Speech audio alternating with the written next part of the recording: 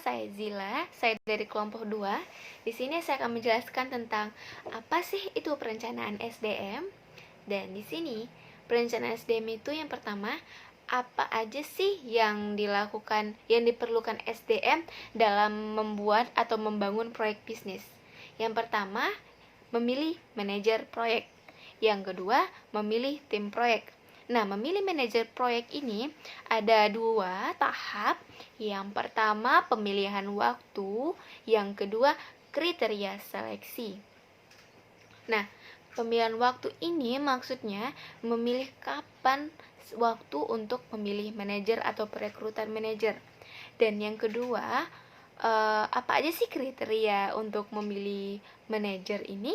Dan biasanya dan pada umumnya untuk memilih manajer ini kita harus melihat latar belakangnya. Contohnya aja latar belakang kependidikan atau pengalamannya. Dan yang kedua, kan kita di sini memilih manajer proyek. Berarti kita membutuhkan seorang manajer yang memiliki jiwa kepemimpinan dan kemampuan manajerial. Dan yang pastinya, jika orang memiliki kemampuan manajerial, berarti kemungkinan dia juga memiliki pengalaman sebelumnya, sehingga sudah terlatih kemampuan manajerialnya. Dan yang terakhir, yang pastinya dia harus memiliki kemampuan teknis. Dan selanjutnya, memilih tim proyek. Yang sebelumnya memilih manajer proyek, berarti kita juga memilih tim proyek. Nah, tim proyek ini pastinya juga memiliki kriterianya. Yang pertama, dia harus komitmen. Yang kedua, bertanggung jawab. Maksudnya apa sih bertanggung jawab? Iya, dia bertanggung jawab terhadap tugasnya atau jabatan yang nantinya akan diberikan kepada dia. Nah, selanjutnya, dia harus memiliki kemampuan teknis dan memiliki kemampuan atau pengalaman. Nah, selanjutnya, SDM, apa aja sih yang dibutuhkan SDM dalam mengimplementasi bisnis rutinnya? Yang pertama, top manajemen. Yang kedua, keperluan SDM yang di bawahnya itu menentukan tenaga pelaksana yang ditentukan melalui 3 model proses perencanaan. Yang pertama, yaitu perencanaan dari atas ke bawah, dan yang kedua dari perencanaan dari bawah ke atas, dan yang ketiga ramalan. Selanjutnya saya akan membahas apa aja sih dasar manajemen SDM itu. Dia itu ada 4 dasar manajemen SDM. Yang pertama, analisis jabatan. Analisis jabatan ini atau bahasa Inggrisnya itu job analysis. Job analysis, apa sih maksudnya? Yaitu pekerjaan apa saja sih yang akan dilakukan nantinya dalam sebuah organisasi atau sebuah perusahaan. Oke, yang kedua, uraian jabatan atau job description. Di sini maksudnya apa? Yaitu uraian tugas dan tanggung jawab yang nantinya akan dikerjakan oleh manajer atau tim-tim proyek tersebut. Selanjutnya, yaitu spesifikasi jabatan atau job specification. Apa sih maksudnya? Yaitu kriteria yang sesuai dengan jabatan nantinya, yaitu misalnya itu kriteria pendidikannya, pengalamannya, umurnya, dan lain-lainnya. Selanjutnya, dasar manajemen SDM yang terakhir ialah menentukan struktur organisasi. Selanjutnya, saya akan menjelaskan tentang apa sih yang dimaksud dengan analisis pekerjaan atau job. Oke, saya akan menjelaskannya.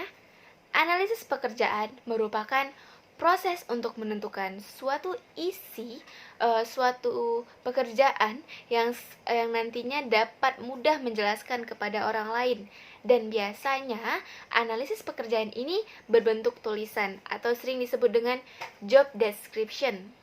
Nah, agar suatu pekerjaan ini dapat dikerjakan oleh orang yang tepat, maka dibutuhkan kualifikasi atau sering disebut dengan spesifikasi personalia. Nah, di sini Zila akan membahas tentang apa sih perencanaan atau peramalan SDM untuk usaha souvenir. Dan yang pertama, kami akan menentukan Gantt chart atau bagan Gantt. Kami itu memiliki 9 kegiatan. Yang pertama, persiapan dokumen. Yang kedua, pembelian bahan baku. Ketiga, pembelian alat dan mesin. Yang keempat, perekrutan tenaga kerja. Yang kelima, pelatihan dan pengembangan tenaga kerja. Yang selanjutnya, pengujian proses produksi. Terus evaluasi proses produksi atau hasil produksi. Dan selanjutnya itu pemeliharaan mesin. Dan yang terakhir, grand opening. Nah, silakan jelaskan ya. Di sini ini kami persiapan dokumen itu membutuhkan waktu 2 minggu. Pembelian bahan baku juga membutuhkan waktu 2 minggu di awal Maret.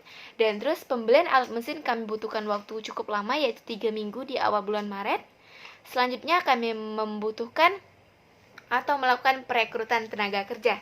Perekrutan tenaga kerja ini kami membutuhkan waktu setelah membelikan pembelian alat dan mesin, yaitu butuhkan waktu 2 minggu, sedangkan pelatihannya kayak butuhkan waktu 3 minggu, yaitu setelah melakukan perekrutan dan mendapatkan siapa aja sih tim-tim yang udah kita dapatkan, dan kita harus melakukan pelatihan terhadap mereka agar dapat mereka melakukan hasil produksi yang nantinya dapat memberikan efek bagus terhadap perusahaan kita. Selanjutnya itu kami melakukan pengujian produksi. Nah, setelah mereka melakukan pelatihan, yang pasti mereka juga memiliki skill dong. Nah, berarti kita akan membuat proses produksi. Nah, setelah melakukan proses produksi, pengujiannya. Setelah melakukan pengujian proses produksi, kami akan melakukan evaluasi hasil produksi selama 2 minggu. Sedangkan pengujian itu membutuhkan waktu 3 minggu. Nah, apa aja sih yang dilakukan dalam evaluasi hasil produksi?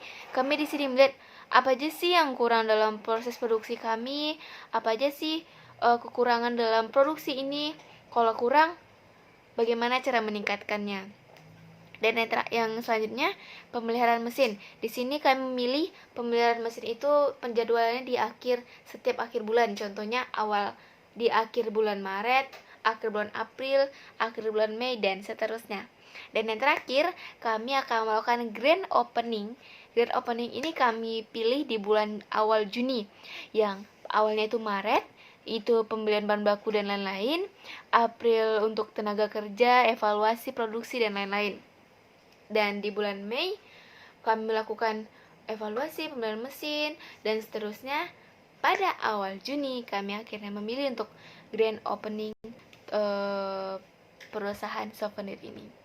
Dan selanjutnya, setelah melakukan bagan Gantt, kami milih struktur organisasi. Pertama itu strukturnya itu pertama kali itu owner, dan di bawah owner itu ada divisi produksi, divisi keuangan, divisi pemasaran, dan divisi keuangan, divisi operasional. Dan di divisi produksi ini memiliki beberapa staf, dan divisi keuangan memiliki beberapa staf, divisi pemasaran juga memiliki beberapa staf, dan begitu juga dengan divisi operasional juga memiliki beberapa staf. Oke, sekian dari saya.